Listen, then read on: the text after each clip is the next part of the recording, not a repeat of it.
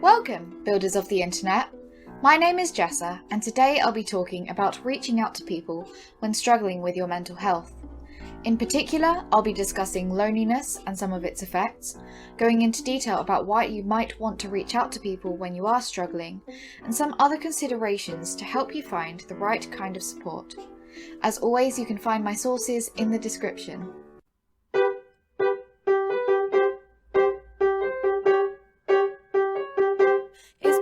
On my mind. Loneliness.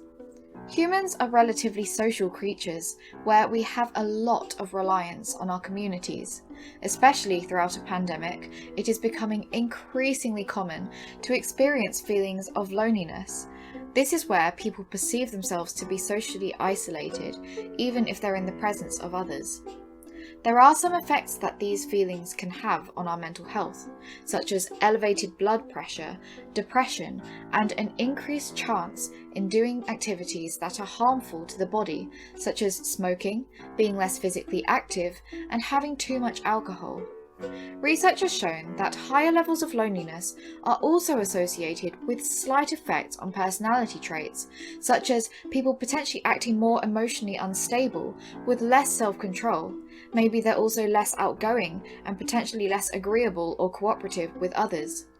As a result of this, people who feel lonely may not have as much opportunity to keep close and stable relationships, which is a really unfortunate cycle to be in. Say you feel lonely, and because of this, you then feel less motivated to connect with others, leaving you feeling more lonely, and the cycle continues. So it might help to consider some of the options when we find ourselves in this position where we feel distanced from others. Reaching out. It is definitely much easier said than done to just go to somebody and ask for help, especially if you've never reached out to them before. Some of the common reasons that I definitely find difficult about reaching out to people include being worried about the rejection or the judgment that I'll get from people about my problems. And sometimes I feel like my issues really aren't as bad as I'm making out in my head because other people seem to have it so much worse than me. There's other times where I might feel like a burden and prefer to be self-reliant so that other people don't see my weaknesses and flaws. And sometimes it might feel like it's just too much energy having to explain the full context and nuances of the situation, so it may not always feel like it's worth the effort. If you feel these concerns too, you are absolutely not alone, and there can be some advantages to being self-reliant and having your independence, where you can develop resilience and problem-solving abilities. However, in terms of managing your well-being, there are so many good things that can come out of talking to people, and I would argue that this outweighs the disadvantages. Communicating with others and letting them know what's going on for you is a great way to build relationships and to put things in perspective a bit more, to make seemingly huge issues more bearable. I know that for me, if I have something wrong and I decide to keep it to myself, it is really easy for everything to blow out of proportion and seem like it's the biggest deal in the world, only to find that when I bring it up with a friend, they can see things from a more objective and realistic point of view, which can reassure me that my feelings are valid, or let me see that I'm not the only person going through these struggles, or it helps give me a bit of a reality check. Opening up to our loved ones is also a great way of feeling closer to them. It can be terrifying, but also so validating when we share our vulnerable side with someone. And for me, it does help develop that trust, that mutual understanding and that respect for them. You might not have a particular person in mind when you think about wanting to reach out to somebody, and I think it is so important to reiterate that it might not necessarily be that one friend who can help fulfill all your needs in that moment.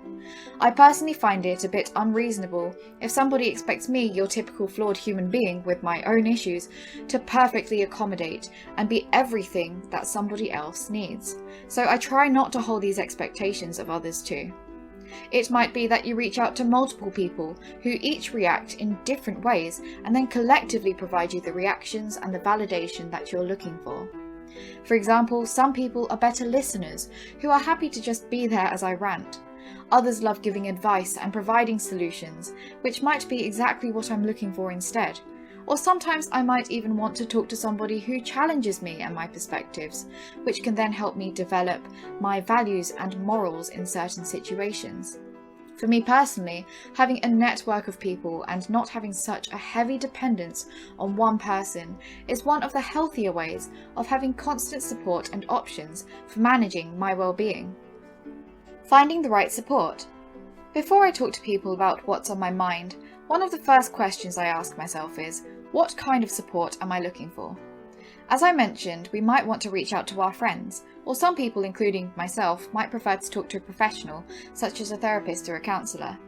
There are other options too, such as going onto online platforms and connecting with others over the internet, or you might want to speak to a family member, or call an anonymous helpline too. All of these options are relatively accessible, and in the description of this video I'll leave a link to my sources where you can find links to some helpful charities and other places to reach out to. It's all well and good knowing the available options and that reaching out can be helpful, which is what loads of mental health campaigns advocate for.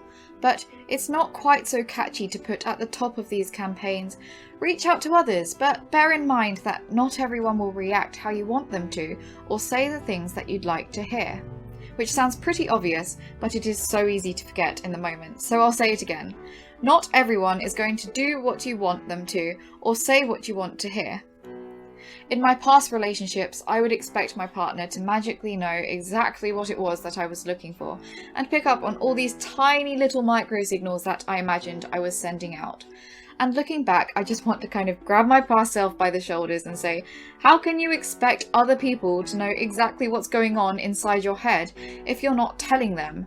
How can you expect people to react in the way that you want to if you're not telling them? I know it can be so hard to remember to bring things up and to communicate effectively when you're all worked up, but this does link back to my video on recognizing the feelings, where if you can tell what's going on with your emotions as it's happening and try and think through it more logically, it might help to be a bit more supportive in getting what you want and what you're searching for. Not everyone can pick up on your body language cues, especially virtually, and people won't always say the perfect thing to alleviate the situation, so try to be straightforward and specific about what you want, and maybe go to people who are less obvious.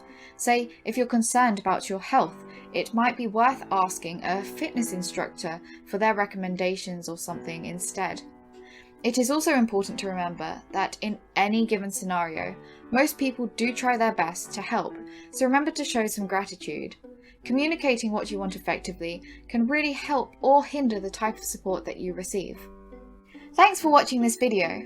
I hope it helped you consider what's best for you when you're feeling a bit isolated and want to go to somebody for help.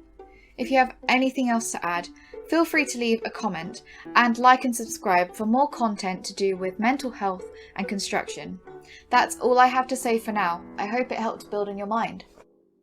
Thanks for watching this channel, it's building on my mind. Check out my other videos, but first hit the bell and comment, like, subscribe.